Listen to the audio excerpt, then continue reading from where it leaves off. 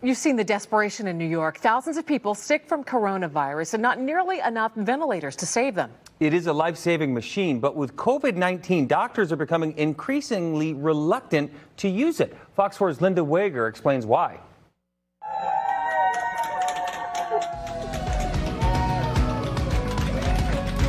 These are the moments we hold on to in the midst of a pandemic. Hospital staff, these are from St. Luke's, celebrating patients who have survived a virus that has killed tens of thousands of people.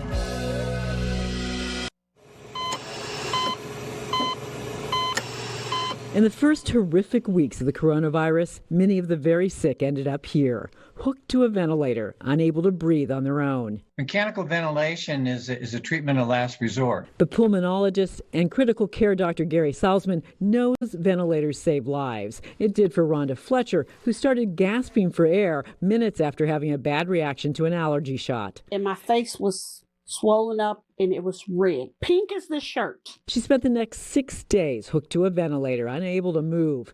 5 years later, she still credits this machine and the staff at Truman Medical Center with saving her life. I'm just grateful that I was able to be put on a ventilator and be able to talk about it. And her experience was typical of most ventilator patients. That was until COVID-19, where the prognosis is bleak. Researchers studying COVID patients on ventilators in the U.S., China, and Italy have tracked a disturbingly high death rate, as much as 80%. This is unique, and we're all trying to figure out the best way to manage these patients. Which is why pulmonologists like Salzar are increasingly relying on other breathing devices like PAP machines and nasal cannulas, where tubes are attached beneath the nostrils and deliver air to the nose without having to sedate the patient. It's a novel virus, and we are still learning about it, how the lungs respond to it, and how to best treat those lungs.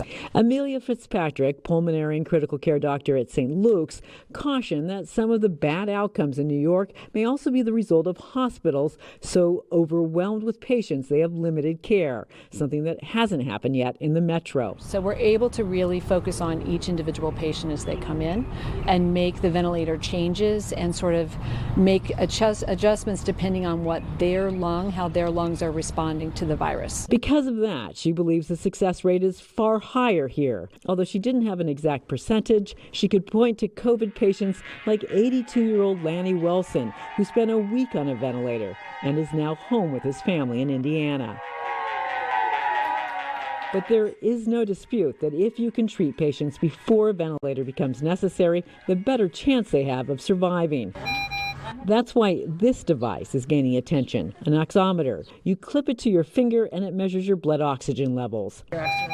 We are seeing remarkably low oxygen levels in patients. Less than 70%, even in patients who don't appear to be sick. She believes anyone who has tested positive for coronavirus should have their oxygen levels tested if they feel short of breath.